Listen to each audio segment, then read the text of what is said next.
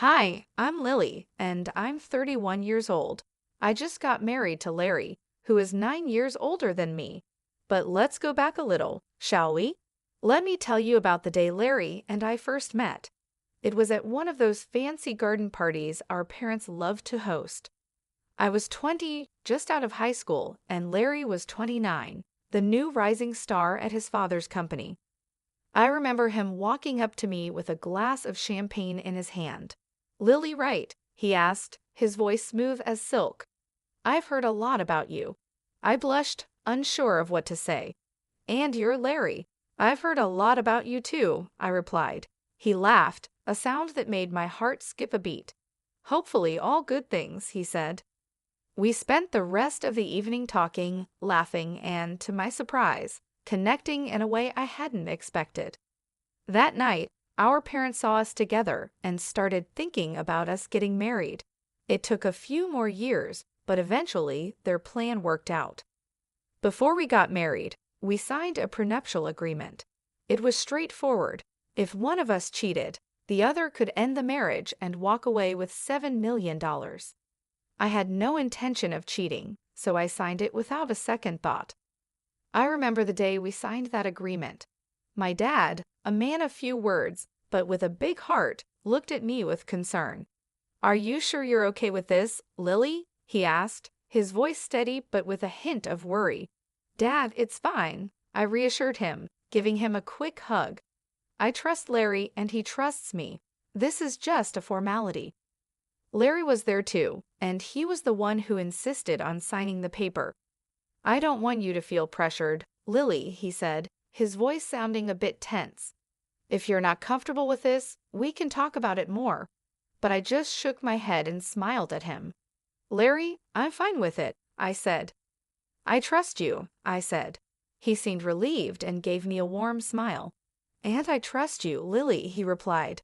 That was the beginning of our journey together. We got married in a grand ceremony that everyone talked about. I was excited about starting this new chapter in my life, completely unaware of the storm that was on the horizon. After the wedding, we moved into a beautiful house just outside the city. It felt like a dream come true living with Larry and waking up next to him every morning. He was sweet, caring, and for a while, everything seemed perfect. Our honeymoon was like something out of a fairy tale. We spent 3 weeks at a gorgeous beach resort, soaking up the sun and enjoying each other's company. But when we returned home, things began to change. Larry became a different person, distant, always lost in thought. He started coming home late from work and would go straight to bed without even saying goodnight. We began sleeping in separate rooms, eating at different times, and barely talking to each other. One day, I decided to confront him. "Larry," I said, trying to keep my voice steady, "what's going on? You've been acting strange ever since we got back from our honeymoon." He looked at me, his eyes no longer filled with the warmth they once had. "I've just been busy with work, Lily," he replied, avoiding eye contact. "But we hardly talk anymore," I continued. "We're living like strangers in our own home." He sighed, running his fingers through his hair. "I know, Lily. I'm sorry. I'll try to make more time for us." But nothing changed. In fact, things got worse. Larry started coming home even later, sometimes not until the early morning. He stopped eating with me, and we barely saw each other. I began to have doubts. Was he seeing someone else? The thought made me feel sick, but I couldn't ignore the signs. I decided to confront him again. "Larry," I said one night when he came home late, "are you seeing someone else?" He looked shocked by my question. "What? No, Lily, I would never do that to you." "Then why are you always out? You never spend time with me," I said, tears filling my eyes. "I told you it's just work," he said firmly. "I'm not cheating on you, Lily." But I couldn't shake the feeling that something was wrong. Larry was not the same man I had married. He was distant, cold, and seemed to be hiding something. I didn't know what to do. I loved Larry, but I couldn't keep living like this. I decided to start investigating. If Larry wasn't going to tell me what was happening, I needed to find out for myself. I began by checking his phone when he was in the shower. I felt guilty for invading his privacy, but I was desperate for answers. I didn't find any suspicious messages or calls, but I did find something that made my heart sink. Larry had been searching for apartments. Was he planning to leave me? I confronted him about it. Larry, why are you looking for apartments? Are you planning on leaving me? He looked shocked. No, Lily, I was just looking. I wasn't planning on leaving you. Then why were you looking? I asked, my voice trembling. I don't know, Lily, he said, barely whispering. I just need some space. One day, I decided to talk to my mom about it. She's always been my support, the person I turn to when things get tough. Mom, I said, I don't know what to do. Larry has changed. He's not the same person anymore. My mom listened, concern written all over her face. Lily, she said, you're both still adjusting. You're newlyweds. It takes time to build a life together. I wanted to believe her, to think that this was just a phase and that things would get better. But deep down, I knew there was more to it. Larry was hiding something. I could feel it. I tried to push the feeling away, tried to convince myself that Mom was right, but the nagging voice in the back of my mind wouldn't go away, constantly reminding me that something was off. 3 weeks later, I gathered my courage and approached Larry. I need a job, I said, looking him in the eye. He seemed surprised. You want to work? He asked, raising an eyebrow. I nodded. Yes, I need to do something, Larry. I can't just sit at home all day.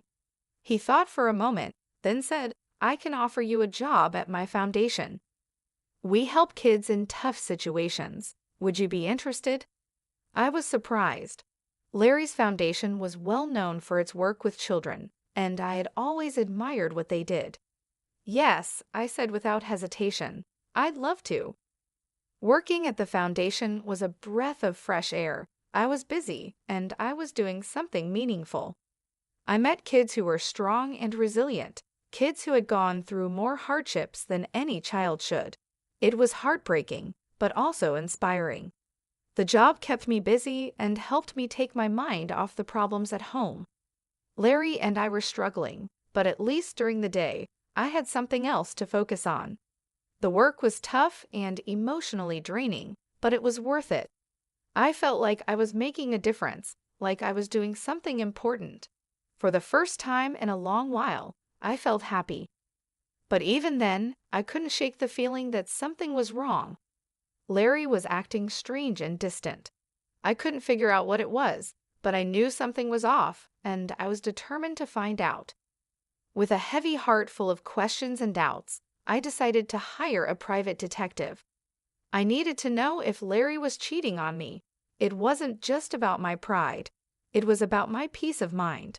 I couldn't live with constant uncertainty, always wondering what had gone wrong. There was also the prenup we signed before getting married. If Larry was cheating, it wouldn't just be a betrayal, it would be a costly mistake. I found a detective agency in the city run by a man named Tyler. He was an ex-cop, a seasoned veteran with a sharp eye and a no-nonsense attitude. I told him my story and my suspicions. He listened, his face expressionless. I'll do my best, Lily, he said when I finished, but I can't promise anything. If your husband is cheating, he's doing a good job of hiding it. I nodded, understanding. I just need to know, Tyler. One way or another, I need to know. I remember the day he came back to give me his report. His face was serious, his eyes filled with sympathy. I'm sorry, Lily, he said. I couldn't find any evidence that your husband is cheating on you. I felt a strange mix of relief and disappointment. Part of me was glad that Larry wasn't cheating, but another part of me was frustrated. If he wasn't cheating, then why did he leave? What was he hiding? Are you sure, Tyler? I asked, my voice barely above a whisper. There's nothing at all. Tyler shook his head. I'm sorry, Lily. I know this isn't what you wanted to hear. I thanked Tyler and paid him for his services. As I watched him leave, I felt a deep sense of loss. I was back where I started, with more questions than answers. One day, while I was working at a charity event, a new guy walked in. His name was John. He was handsome, with a smile that could light up the room. He was smart, with a quick wit and sharp mind. He was funny, with a sense of humor that made everyone laugh. He looked like a famous actor, with his chiseled features and striking good looks. In short, he was my ideal man. But despite being drawn to John, I couldn't shake off a feeling of unease. His arrival seemed too perfect, too convenient. I couldn't help but think about Larry and our prenup. If I was caught cheating, I'd have to pay a huge sum of $7 million. Could John be a trap set by Larry to catch me? I decided to hire Tyler, the private detective I had used before. I asked him to investigate John and see if he had any connections to Larry. Tyler agreed to take the case and started digging into John's past and connections. He followed him, watched his movements and interactions. Tyler was thorough, leaving no stone unturned. In the meantime, I tried to keep my distance from John. It was hard, especially since he was so charming and attractive, but I had to be careful. I couldn't afford to fall into a trap, not when so much was at stake. One day, John asked me out for coffee. I was torn. Part of me wanted to say yes, to get to know him better. But another part of me was scared, worried about what Tyler might find. "I'd love to, John," I said, trying to keep my voice steady, "but I'm really busy right now. Maybe some other time." John seemed disappointed but didn't push. "Sure, Lily," he said, his smile fading a bit. "Some other time." I felt a pang of guilt.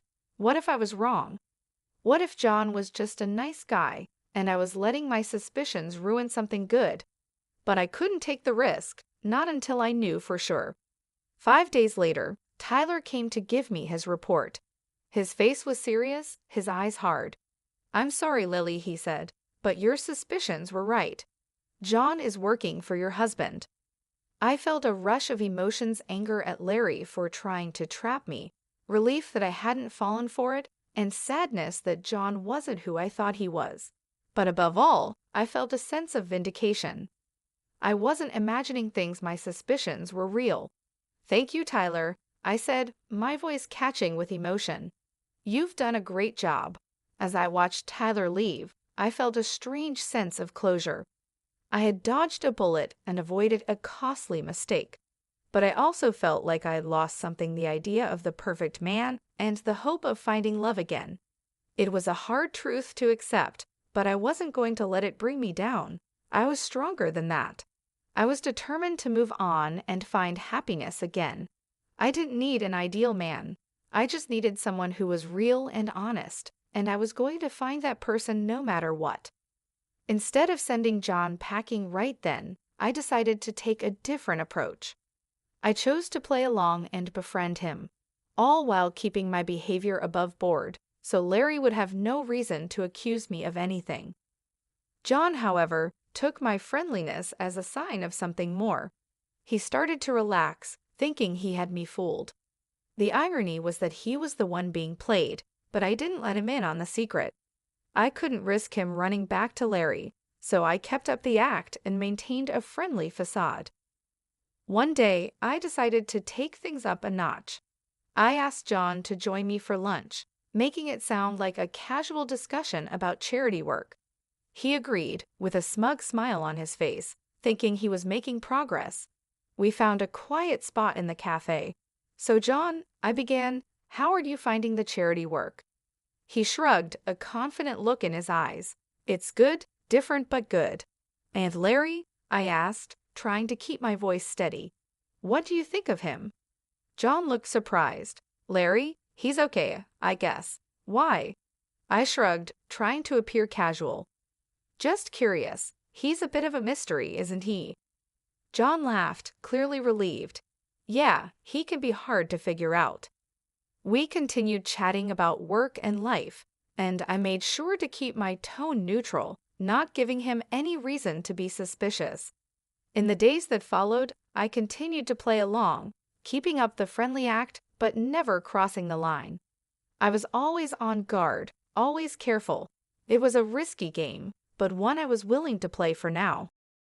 One day during one of our lunch meetings, John looked at me with a serious expression.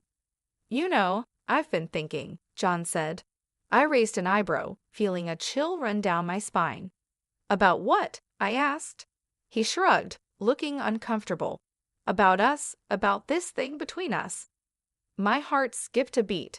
This was the moment I had been dreading. I forced a smile. And what is it that we have, John? He looked at me with a hopeful expression. I think we have something special. I felt a pang of guilt. John was falling into my trap, just as I had planned, but it didn't feel right. It didn't feel good. Still, I had to keep up the act, had to keep playing the game. So I smiled at John, a fake smile plastered on my face. Yes, John, I said, my voice barely a whisper, we do have something special. And just like that, the trap was set. The game was on, but at what cost? The Cold War at home with Larry was as icy as ever. We'd occasionally run into each other, exchange chilly greetings, and then retreat to our separate corners. Most nights, he stayed at his apartment, claiming it was more convenient for his work. One Friday afternoon, I called John. I laced my voice with warmth as fake as his documents, inviting him over to my place. He probably thought I was finally ready to give in to his advances. Poor guy, he couldn't have been more wrong. When John stepped into my home, he was greeted not by a seductive housewife, but by my old classmate, now a stern-faced police officer. The surprise on John's face was worth every bit of it. The officer checked John's papers, and as expected, they were as fake as a $5 bill. Now it was my turn to make a move. I offered John a choice. He could either stick with Larry and face the consequences of his fake documents, or he could switch sides and work for me. John's eyes darted between me and the officer, and after a moment of silence, he nodded. He agreed to my deal. Checkmate, Larry. With that, the real game began. I had Larry's pawn now playing on my side, but I knew this was just the beginning. Larry was a crafty man. He wouldn't go down without a fight. In the days that followed, I kept a close watch on John. Despite his agreement, I knew I couldn't fully trust him. He was a wild card, a potential threat, but for the time being, he was a useful one. One day, I called John to my office. We need to talk, I said, my tone serious. He looked at me, a hint of unease in his eyes. About what? About Larry, I replied. I need to know everything, his plans, his strategies, everything. John hesitated, then nodded. Okay, I'll tell you everything. I knew I had my insider, and my counterattack was ready. But this was just the beginning. The real battle was still ahead. Larry wouldn't go down without a fight, and I had to be prepared. This wasn't just a game anymore. It was war, and in war, there are no rules, only survival. Days turned into weeks, and I was getting anxious. I wanted to confront Larry, to show him I wasn't the pushover he thought I was. Tyler, who I turned to again, gave me some advice. Push Larry, he suggested. Make him think you've fallen into his trap. It was a gamble, but I was ready to play the game. So John and I staged a photo shoot. We posed in ways that could be seen as compromising, like proof of an affair, but we were careful. We kept the original photos, where everything was as innocent as a Friday school picnic. Once the photos were ready, I handed them to John. Give these to Larry, I said, passing him the envelope. Let him draw his own conclusions. John looked at me, concern on his face. Are you sure about this? He asked. Once you start this, there's no going back. I know, I replied, my voice firm. And I'm ready. The very next day, Larry was all smiles at dinner. He thought he'd caught me, that he had the upper hand, but he didn't say a word about it. I wasn't worried. I knew what was coming, and I was ready. Meanwhile, Tyler was on the case, digging up dirt on Larry and finding all the evidence we needed. He was good at his job, and I trusted him. Finally, Tyler called me. Larry's relaxed and has let his guard down, he said, his voice full of satisfaction. I've got him. I've got all the proof photos, videos, everything. I felt a surge of excitement. Good, I said, a smile spreading across my face. Let's bring him down. But I didn't confront Larry, not yet. I wanted him to think he was winning. I wanted to see the look on his face when he realized he'd been played. So I waited. I played the part of the dutiful wife, biding my time until Larry made his move. I knew what was coming, and I was ready. The clock was ticking towards the family dinner. I knew this was at the showdown. Strangely, I felt calm. I was ready. The dinner was at Larry's parents' luxury mansion, a huge estate that screamed old money. Larry was there, of course, playing the role of the perfect son and husband. But I knew the truth, and soon everyone else would too. We were halfway through the main course when Larry cleared his throat and stood up, a smug smile on his face. I have something to say, he announced, looking straight at me. He pulled out a set of photos of me with John and tossed them on the table like he was holding a winning hand. Proof, he said, his voice full of triumph, of my wife's infidelity. The room went silent. I could feel everyone's eyes on me, but I didn't flinch. I was ready for this. I calmly stood up and met Larry's gaze. Yes, I said, my voice steady. I know this man, but he's not my lover. He's an actor hired by you, Larry, to frame me. I pulled out my phone and pressed play. The room filled with John's voice, confessing everything. Larry's smile faded, and his eyes widened in shock, but I wasn't done. I pulled out my own set of photos and videos evidence of Larry's affairs. I tossed them on the table. What about these, Larry? I asked, my voice cold. Can you explain them? Larry stammered, trying to deny it, but the evidence was undeniable. His parents' faces turned to stone. My parents, who had been quiet until now, finally spoke up. You ungrateful brat, my father roared at Larry. We trusted you with our daughter, and this is how you repay us. Larry's mother was in tears. How could you, Larry? She sobbed. How could you do this to us, to her? The aftermath was swift. We divorced. Larry's parents, furious at their son's deceit, fired him from their company. His reputation was in ruins. As for me, I walked away with $7 million in compensation. Now, Larry is jobless, scrambling to piece his life back together, while I'm free. I'm enjoying the peace and quiet, the freedom from him. I won. I took on Larry and won. I outsmarted him and played his own game better than he did. And it feels good.